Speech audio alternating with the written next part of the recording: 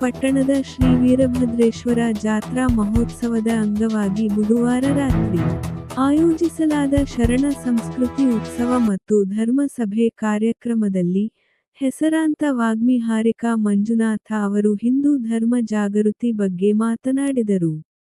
Doctor Shivananda Swamiji, ಸಾಯಿಗಾನ್ವದ Shri Shivananda Swamiji, ಬೇಲೂರ Shri ಪ್ರಭು Kumara Swamiji, guarantee ಯೋಜನೆ ಅನುಷ್ಠಾನ ಸಮಿತಿ ಜಿಲ್ಲಾ ಉಪಾಧ್ಯಕ್ಷೆ ಲತಾ ಹಾರಕೂಡೆ, ಡಿಸಿಸಿ ಬ್ಯಾಂಕ್ ನಿರ್ದೇಶಕ ಓಂಕಾರ ಪಟ್ನೆ, ಕಾಶಿನಾಥ ಪಾರಶೇಟೆ, ಚಂದ್ರಕಾಂತ ದೇಟನೆ, ಬಂಡುರಾವ ಪಾಟೀಲ್ ಬ್ಯೋ ಶಿವರುದ್ರಯ್ಯ, ನಾಗರಾಜ ಹಾವಣ, ಬಾಲಾಜಿ ಆದೇಪ ಸೇರಿದಂತೆ ಅನೇಕರು ಹಾಜರಿದ್ದರು.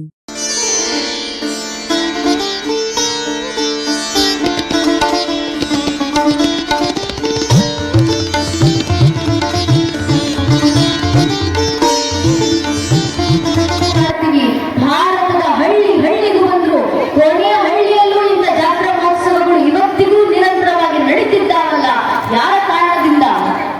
ಈ ಧರ್ಮ ಉಳಿಸಬೇಕು ಅಂತ ಇದುವರೆಗೂ ನಮ್ಮ ಧರ್ಮ ಸಂಸ್ಕೃತಿ ಉಳಿದುಕೊಂಡು ಬಂದಿದೆ ಅಂದ್ರೆ ಅದಕ್ಕೆ ಮುಖ್ಯ ಕಾರಣ ತಾಯಿಗಳು. ಒಂದು ಕಾಲದಲ್ಲಿ ಶತಶತಮಾನಗಳಿಂದ ಇಂದು ನೆನ್ನೆ ಪದ್ಧತಿ ಅಲ್ಲ, ನಮ್ಮ ಹಿಂದೆ ಇದ್ದಂತ ತಾಯಿಯರು, ನಮ್ಮ ಹಿರಿಯರು, ನಮ್ಮ ಪೂರ್ವಿಕರು ಪ್ರತಿದಿನ ಸಂಧ್ಯಾ ಕಾಲಕ್ಕೆ ಮನೆಯಲ್ಲಿ ದೀಪ ಹಚ್ಚುವ ವೇಳೆಗೆ ಮಠ ಮಂದಿರಗಳಿಗೆ ಬಂದಿದ್ದಾರೆ, ಮಠ ಮಂದಿರದಲ್ಲಿ ದೀಪ ಹಚ್ಚಿಟ್ಟು ಹೋಗಿದ್ದಾರೆ ಪ್ರತಿದಿನ. ಏನಕ್ಕೆ ಅಂದ್ರೆ ಆ ತಾಯಿಯರಿಗೆ ಸ್ಪಷ್ಟವಾಗಿ ತಿಳಿದಿತ್ತು, ನನ್ನ ಮನೆಯಲ್ಲಿ ನಾನು ಒಂದು ದೀಪ ಹಚ್ಚಿದ್ರೆ ನನ್ನ ಮನೆ ಬೆಳಗುತ್ತೆ, ಅದೇ ಒಂದು ಮಠದಲ್ಲಿ ಒಂದು ಮಂದಿರದಲ್ಲಿ ದೀಪ ಹಚ್ಚಿದ್ರೆ ಇಡೀ ಊರು ಬೆಳಗುತ್ತೆ ಅಂತ ಆ ಇಡೀ ಊರನ್ನ ಬೆಳೆಸುವ ಕೆಲಸವನ್ನ ನಮ್ಮ ತಾಯಿಯರು ಶತಮಾನಗಳಿಂದ ನಡೆಸಿಕೊಂಡು ಬಂದರು. ಆ ತಾಯಿಯರು ಅಷ್ಟು ಜಾಗರೂಕತೆಯಿಂದ ಧರ್ಮ ಉಳಿಸಿದ್ರಿಂದ ಇವತ್ತು ಈ ಪರಂಪರೆ ಉಳಿದುಕೊಂಡು ಬಂದಿದೆ. ನೀವೇ ಯೋಚನೆ ಮಾಡಿ, ಧರ್ಮ ಸಭೆಗೆ ಈ ರೀತಿ ಗಂಡು ಮಕ್ಕಳು ಧರ್ಮ ಸಭೆಗೆ ಬಂದ್ರೆ ಅವ್ರು ಮಾತ್ರ ಬರ್ತಾರೆ, ಅವ್ರು ಕಾರ್ಯಕ್ರಮ ಮಾಡ್ತಾರೆ, ಕಾರ್ಯಕ್ರಮ ನೋಡಿ ಮನೆಗೆ ಹೋಗ್ತಾರೆ. ಅದು ಒಬ್ಬ ಹೆಣ್ಣು ಮಗಳು, ಒಬ್ಬ ತಾಯಿ ಧರ್ಮ ಸಭೆಗೆ ಬಂದ್ರೆ ತಾನು ಮಾತ್ರ ಬರೋದಿಲ್ಲ, ತನ್ನ ಮನೆಯವರನ್ನು ಕರ್ಕೊಂಡು ಬರ್ತಾರೆ, ತನ್ನ ಮಕ್ಕಳನ್ನು ಕರ್ಕೊಂಡು ಬರ್ತಾರೆ, ತಮ್ಮ ಇಡೀ ಕುಟುಂಬಸ್ಥರನ್ನ ಕಾರ್ಯಕ್ರಮದಲ್ಲಿ ಕರ್ಕೊಂಡು ಬಂದು ಕೂರಿಸಿ ಪೂಜನೀಯ ಸ್ವಾಮೀಜಿಯವರು ಹಿರಿಯರು ಆಡುವಂತ ಮಾತನ್ನ ಕೇಳಿಸಿ ಆನಂತರ ಧರ್ಮ ಸಭೆಯಿಂದ ವಾಪಸ್ ಕರ್ಕೊಂಡು ಹೋಗೋದು. ಒಬ್ಬ ತಾಯಿ ಜಾಗೃತರಾದ್ರೆ ಸಾಕು, ಇಡೀ ಮನೆತನ ಜಾಗೃತ ಆಗುತ್ತೆ ಅನ್ನೋದಕ್ಕೆ ಒಂದು ಉದಾಹರಣೆ ಅದು. ಒಬ್ಬೊಬ್ಬ ತಾಯಿಯರು ಈ ರೀತಿ ಜಾಗೃತರಾಗಿ ಬಂದಿದ್ರಿಂದ ಇಂಥ ದೇವಸ್ಥಾನಗಳು ಇವತ್ತಿಗೂ ಉಳಿದಿರೋದು. ನಮ್ಮ ಮಠ ಮಂದಿರಗಳು, ನಮ್ಮ ದೇವಸ್ಥಾನಗಳು, ನಮ್ಮ ಈ ಜಾತ್ರಾ ಮಹೋತ್ಸವ ಇವತ್ತಿಗೂ ಆಚರಿಸ್ತೀವಿ ಅಂದ್ರೆ ಸಾಮಾನ್ಯವಾದ ವಿಚಾರ ಅಲ್ಲ. ನನ್ನ ನೆಚ್ಚಿನ ಬಂಧುಗಳೇ, ನಮ್ಮದೇ ಈ ದೇವಸ್ಥಾನಗಳನ್ನು ನಾಶ ಮಾಡಬೇಕು, ನಮ್ಮ ಮಠ ಮಂದಿರಗಳನ್ನು ಮಣ್ಣಲ್ಲಿ ಮಣ್ಣಾಗಿಸಬೇಕು, ಸನಾತನ ಸಂತ ಪರಂಪರೆ ನಾಶ ಮಾಡಬೇಕು, ಸನಾತನ ಧರ್ಮವನ್ನ ನಾಶ ಮಾಡಬೇಕು ಅನ್ನೋ ಉದ್ದೇಶದಿಂದ ನಮ್ಮ ಧರ್ಮದ ಮೇಲೆ ಎಷ್ಟು ದಾಳಿಗಳಾಗಿದ್ದಾರೆ. ಇದೇ ಸನಾತನ ಧರ್ಮದ ಮೇಲೆ 1370ಕ್ಕೂ ಹೆಚ್ಚು ವರ್ಷಗಳ ಕಾಲ ನಿರಂತರ ದಾಳಿ ಆಯಿತು. 70ಕ್ಕೂ ಹೆಚ್ಚು ವರ್ಷದ ದಾಳಿ ಏನನ್ನು ಮಾತ್ರ ನಾವು ಅಂದುಕೊಂಡ್ರೆ ಒಮ್ಮೆ ಇತಿಹಾಸದ ಪುಟಗಳನ್ನು ತಿರುಗಿ ಹಾಕಿ ನೋಡಿದಾಗ ನಮ್ಗೆ ಅರ್ಥ ಆಗುತ್ತೆ. ಇದೇ ಜಗತ್ತಿನಲ್ಲಿ ಪ್ರಾಚೀನ ಅಂತ ಕರೆಸಿಕೊಂಡಂತ 35 ಜನಾಂಗಗಳಿದ್ವು. ಎಲ್ಲೋದ್ವು ಆ ಪ್ರಾಚೀನ ಜನಾಂಗಗಳು? ಎಲ್ಲೋಯ್ತು ಜಗತ್ತಿನ ಮುಂದೆ ಪಿರಮಿಡ್ಗಳನ್ನ ಕಟ್ಟಿ ಮೆರೆದಂತ ಈಜಿಪ್ಷಿಯನ್ ಜನಾಂಗ? ಎಲ್ಲೋಯ್ತು ಜಗತ್ತಿಗೆ ಭಾಷಾಶಾಸ್ತ್ರ ಪರಿಚಯಿಸಿಕೊಟ್ಟಂತ ಪರ್ಷಿಯನ್ ಜನಾಂಗ? ಎಲ್ಲೋಯ್ತು ಬಾಬಿಲೋನಿಯನ್ ಜನಾಂಗ? ಎಲ್ಲೋಯ್ತು ಮೆಸೊಪೊಟೇಮಿಯನ್ ಜನಾಂಗ? ಜಗತ್ತಿನಲ್ಲಿ ಪ್ರಾಚೀನ ಅಂತ ಕರೆಸಿಕೊಂಡಂತ 35 ಜನಾಂಗಗಳು ಅಲ್ಪಾಯುಗಳಾಗಿ ಕಾಲಗರ್ಭ ಸೇರಿದವು. ನಮ್ಮ ಕಣ್ಣು ಮುಂದೆ ಕಣ್ತಿರದಂತ 100 ಮತಪಂಥಗಳು ಕಣ್ಮರೆಯಾದವು. ಆದಂತ 10, 20, 40, 50 ವರ್ಷಗಳ ಕಾಲದ ಒಂದೇ ಒಂದು ಪರಕೀಯ ಜನಾಂಗದ ದಾಳಿಯನ್ನ ತಡೆಗಟ್ಟು ಸಾಮರ್ಥ್ಯ ಇಲ್ಲಿ ಡೆಡ್ ಸಿವಿಲೈಸೇಷನ್ ಅಂತ ಕರಿತೀವಿ, ಸತ್ತ ಜನಾಂಗಗಳು. ಆ ಜನಾಂಗಗಳು ಮಾತಾಡ್ತಿದ್ದಂತ ಭಾಷೆನ ಡೆಡ್ ಲ್ಯಾಂಗ್ವೇಜ್ ಅಂತ ಕರಿತೀವಿ, ಸತ್ತ ಭಾಷೆ. ಆ ಜನಾಂಗಗಳು ಆರಾಧಿಸಿದಂತ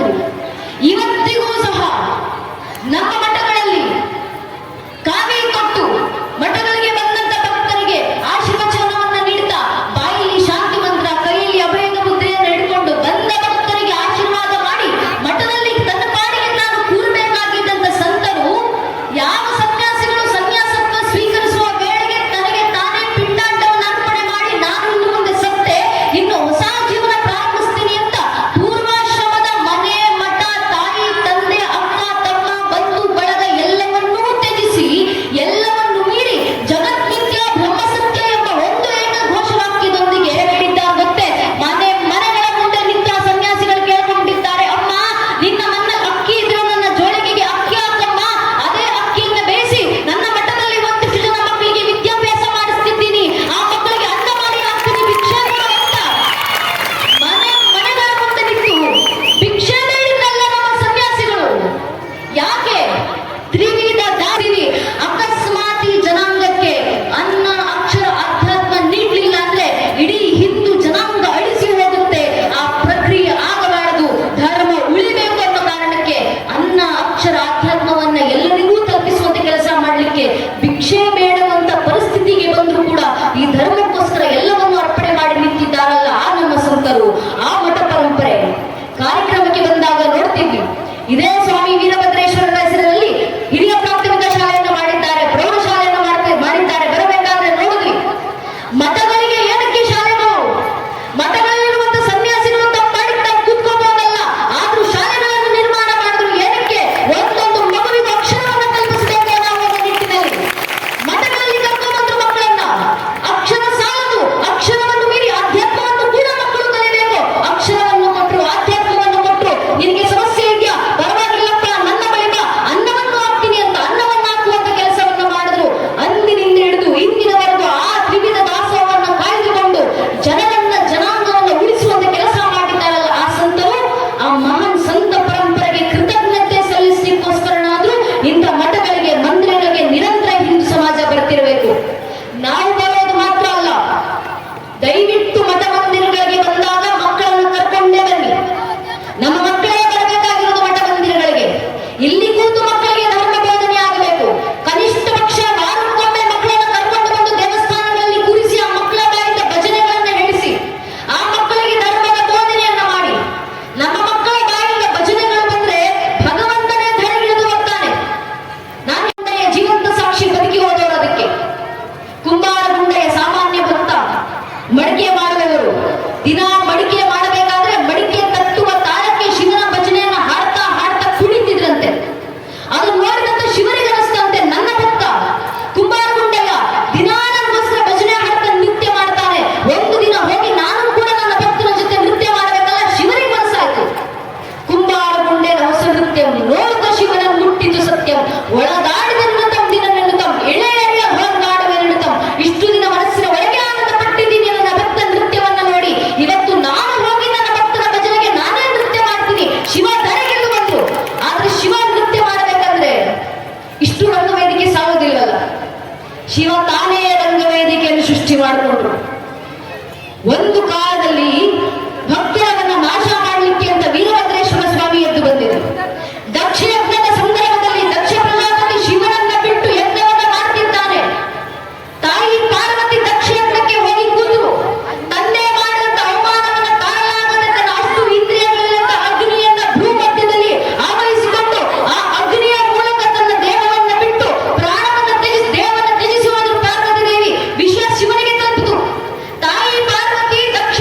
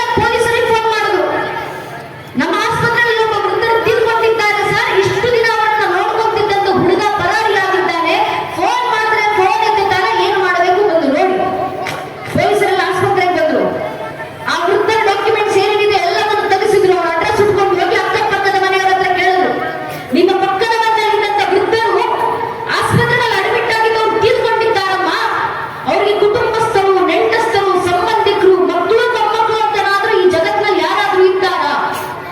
ಅಕ್ಕಪಕ್ಕದ ಮನೆಗೆ ಉತ್ತರ ಕೊಟ್ಟರು, ಹೌದು ಸರ್, ಅವ್ರಿಗಿಬ್ರು ಮಕ್ಕಳು ಇದ್ದಾರೆ. ಒಬ್ಬ ಮಗ ಅಮೆರಿಕದಲ್ಲಿದ್ದಾನೆ, ಮತ್ತೊಬ್ಬ ಮಗಳು ಕೆನಡಾದಲ್ಲಿದ್ದಾಳೆ, ವಿದೇಶದಲ್ಲಿದ್ದಾರೆ ಇಬ್ರು ಮಕ್ಕಳು. ಇಬ್ಬರು ಮಕ್ಕಳು ಫೋನ್ ನಂಬರ್ ತೆಗೆದುಕೊಂಡು ಪೊಲೀಸರ ಮಕ್ಕಳಿಗೆ ಫೋನ್ ಮಾಡ್ತಾರೆ. ಬಹಳ ದುಡ್ಡು ನನ್ನ ಜೊತೆ ಮಾತಾಡಬೇಕಾದ್ರೆ ಹೇಳಿದಂತ ಘಟನೆ. ಯಾವ ಮಕ್ಕಳ ಮೇಲೆ ನೂರಾರು ನಂಬಿಕೆ, ಸಾವಿರಾರು ಕನಸುಗಳನ್ನು ಹೊತ್ತು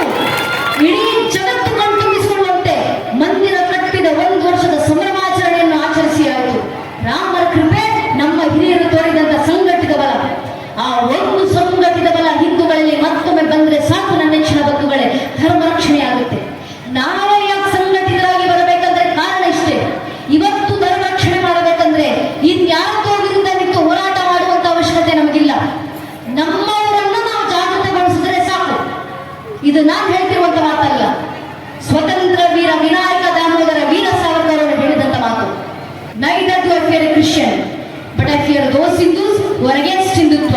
ಅರ್ಥಾತ್ ವೀರ ಸಾವರ್ಕರ್ ಅವರು ಹೇಳುತ್ತಾರೆ, ನನಗೆ ಮುಸಲ್ಮಾನರಂದ್ರೆ ಭಯ ಇಲ್ಲ, ನನಗೆ ಕ್ರಿಶ್ಚಿಯನ್ರಂದ್ರೆ ಭಯ ಇಲ್ಲ, ಆದರೆ ಹಿಂದೂ ಧರ್ಮದಲ್ಲಿ ಹುಟ್ಟಿ ಹಿಂದುತ್ವವನ್ನು ವಿರೋಧ ಮಾಡ್ತಾರಲ್ಲ ಅಂತ ಸೊಕ್ಕಾಗಿ ಹಿಂದೂಗಳನ್ನ ಭಯ ಆಗೋದು ಅಂತ ಸಾವರ್ಕರ್ ಅವರು ಯಾವುದೋ ಕಾರಣದಲ್ಲಿ ತತ್ವ. ನಮ್ಮ ಧರ್ಮಕ್ಕೆ ಸಮಸ್ಯೆ ಬಂದ್ರೆ ನಮ್ಮ ಧರ್ಮದಲ್ಲೇ ಹುಟ್ಟಿ ನಮ್ಮ ಧರ್ಮವನ್ನು ವಿರೋಧಿಸುವುದರಿಂದ ಬರೋದು ಹೊರತಾಗಿ ಇನ್ಯಾರಿಂದಲೂ ಇಷ್ಟು ವರ್ಷ ಪ್ರಯತ್ನ ಪಟ್ಟು ಈ ಧರ್ಮ ಅಳಿಸುವಂತ ಬಿಡಿ, ನಮ್ಮ ಧರ್ಮವನ್ನ ಅಲುಗಾಡಿಸಲಿಕ್ಕೂ ಯಾರಿಂದಲೂ ಆಗಲಿಲ್ಲ. ಕಾರಣ ಇದು ಸತ್ಯ ಸನಾತನ ಧರ್ಮ. ಆ ಲಕ್ಷ ಲಕ್ಷಗಳ ಹಿಂದೆ ತಾಯಿ ಶಾರದೆ ಪ್ರಥಮ ವೀಣ ಜಂಕಾರ ಓಂಕಾರವಾಗಿ ಹೊರಬಂದು ಶಿವನ ಡಮರುಗಳಿಂದ ವ್ಯಾಕರಣದ ರೂಪದಲ್ಲಿ ಹೊರಹೊಮ್ಮಿ ಆ ನಾದವನ್ನು ವೇದಗಳಾಗಿ ಪ್ರವಹಿಸಿ ಸಂಸ್ಕೃತಿ ರೂಪದಲ್ಲಿ ನಮ್ಮ ನರನಾಡಿನಲ್ಲಿ ಹೊರದು ನಮಗೆ ಗೊತ್ತೋ ಗೊತ್ತಿಲ್ಲದೆ ತಲೆಮಾರಿನಿಂದ ತಲೆಮಾರಿಗೆ ಜನಾಂಗದಿಂದ ಜನಾಂಗಕ್ಕೆ ಪೀಳಿಗೆಯಿಂದ ಪೀಳಿಗೆಗೆ ನಿರಂತರವಾಗಿ ಸಂಸ್ಕಾರದ ರೂಪದಲ್ಲಿ ಹರಿದು ಬರುತ್ತಾ ಅಂದಿನಿಂದ ಹಿಡಿದು ಹಿಂದಿನವರೆಗೂ ನಮ್ಮ ಮೇಲಾದ ಸಾವಿರಾರು ವರ್ಷಗಳ ದಾಳಿಕೋರರನ್ನು ಕೂಡ ತನ್ನೊಳಗೆ ಜೀರ್ಣಿಸಿಕೊಂಡು ಆ ಜಠರಾಗ್ನಿಯನ್ನೇ ಜ್ಞಾನಾಗ್ನಿಯ ರೂಪದಲ್ಲಿ ಪ್ರವಹಿಸಿ ಇಡೀ ಜಗತ್ತನ್ನ ತನ್ನ ಜ್ಞಾನ ಶಕ್ತಿಗಳಿಂದ ಬೆಳಗ್ತಿರುವಂತ ಇವತ್ತಿಗೂ ಗಾಳಿಯಂತೆ ಎಲ್ಲೆಡೆ ಸ್ಥಿತವಾಗಿ ಅಗ್ನಿಯಷ್ಟು ಪವಿತ್ರವಾಗಿ ಹಿಂದೂ ಮಹಾಸಾಗರದಂತೆ ಘೋರಗಂಟೆ ಇರುವಂತ ಜೀವಂತ ಪ್ರಾಚೀನ ಧರ್ಮ ಅಂತ ಜಗತ್ತಿನಲ್ಲಿ ಯಾವುದಾದರೂ ಇದ್ರೆ ಅದು ನನ್ನ ಸನಾತನ ಹಿಂದೂ ಧರ್ಮ ಮಾತ್ರ.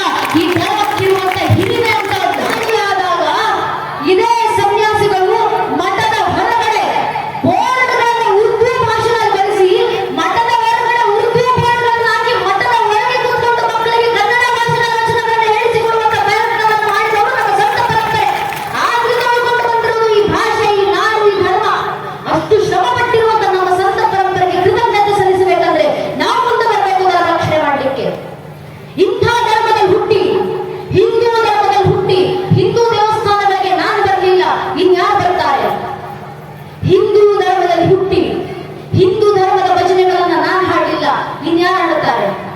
ಹಿಂದೂ ಧರ್ಮದಲ್ಲಿ ಹುಟ್ಟಿ ನನ್ನ ಗ್ರಂಥಗಳನ್ನು ನಾನು ಅಧ್ಯಯನ ಮಾಡಲಿಲ್ಲ, ಇನ್ಯಾರು ಅಧ್ಯಯನ ಮಾಡ್ತಾರೆ?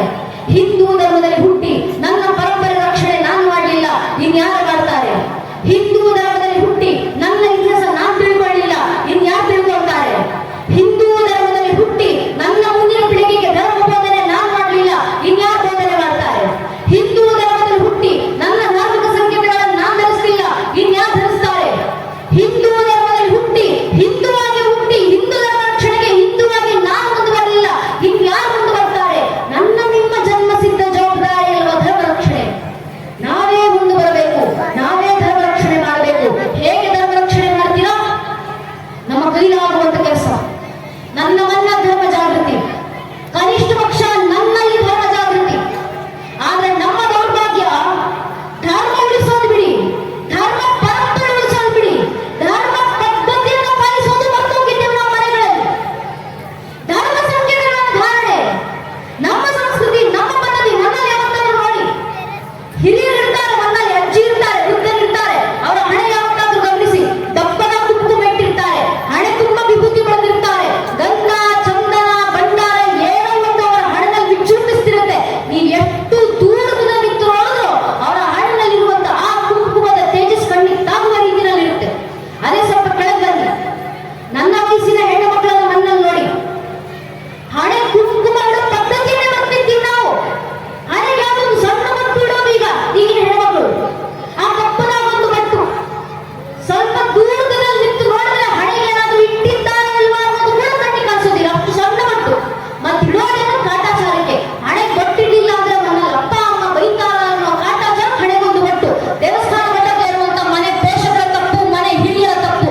ನಮ್ಮ ಹೆಣ್ಮಕ್ಳಿಗೆ ಹೇಳ್ಕೊಡ್ಬೇಕು, ಏನಕ್ಕಮ್ಮ ಹಣೆ ಕುಂಕುಮ? ಕಾಟಾಚಾರಕ್ಕಲ್ಲ. ಮಾರ್ಕಂಡ ಋಷಿಮುನಿಗಳು ದೇವಿ ಪುರಾಣದಲ್ಲಿ ಬರೆದಿದ್ದಾರಲ್ಲ, ಶುಂಭ ಶುಂಭ ಎಂಬ ಇಬ್ಬರು ರಾಕ್ಷಸರು ತಾಯಿ ಜಗನ್ಮಾತೆಯನ್ನೇ ಕೆಟ್ಟ ದೃಷ್ಟಿಯಿಂದ ನೋಡಿದಾಗ ತಾಯಿ ಜಗನ್ಮಾತೆ ಕ್ರೋಧಿತರಾಗಿ ಶಾಪವೆಂಬ ತಾರಣ ತಾಯಿ ನಿಂತು ಶುಂಭ ಶುಂಭರ ಸಂಹಾರವನ್ನು ಮಾಡಿ ಆ ರಾಕ್ಷಸ ರಕ್ತವನ್ನು ತೆಗೆದುಕೊಂಡು ತಾಯಿ ಜಗನ್ಮಾತೆ ತನ್ನ ಹಣೆಗಿಟ್ಕೊಂಡ್ರಂತೆ. ಅದರ ಸಂಕೇತವಾಗಿ ಇವತ್ತಿಗೂ ನಮ್ಮ ಹೆಣ್ಣು ಹಣೆ ಕುಂಕುಮ ಇಡ್ತಾರೆ. ಏನಕ್ಕೆ? ಎದುರಿಗೆ ಬರುವಂತ ಗಂಡಸಿಗೆ ಎಚ್ಚರಿಕೆಯನ್ನು ನೀಡಲಿಕ್ಕೆ. ಒಂದು, ನಿನ್ನ ನನ್ನ ತಾಯಿ ಸ್ಥಾನದಲ್ಲಿ ಜಗನ್ಮಾತೆಯ ಸ್ಥಾನದಲ್ಲಿಟ್ಟು ಆರಾಧಿಸು. ಅಕಸ್ಮಾತ್ ಕೆಟ್ಟ ದೃಷ್ಟಿಯಿಂದ ನೋಡಿದ್ರೆ ಶುಂಭರಿ ಶುಂಭರಿಗೆ ಬಂದ ಪರಿಸ್ಥಿತಿನೇ ನಿನಗೂ ಬರೋದು ಅಂತ ಎಚ್ಚರಿಕೆ ಗಂಟೆ ಕೊಡ್ಲಿಕ್ಕೆ ನಮ್ಮ ಹೆಣ್ಮಕ್ಳು ಜೀವಂತ ದುರ್ಗಿಯರಂತೆ ನನಗೆ ಕುಂಕುಮ ಇಟ್ಕೊಂಡು ಓಡಾಡಬೇಕು ಅಂತ ನಮ್ಮ ಹಿರಿಯರಾಗಿ ಕೊಡೋದಂತ ಪರಂಪರೆ.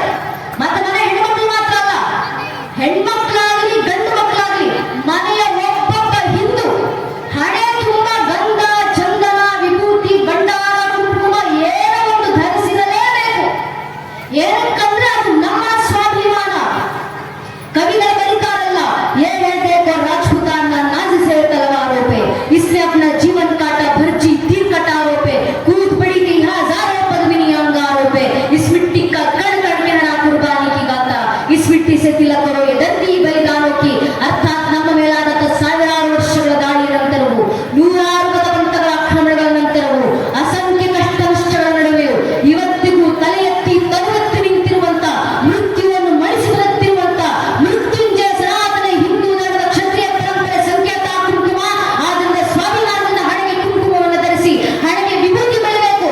ಯಾಕೆ ವಿಭೂತಿ ಬೆಳಬೇಕು?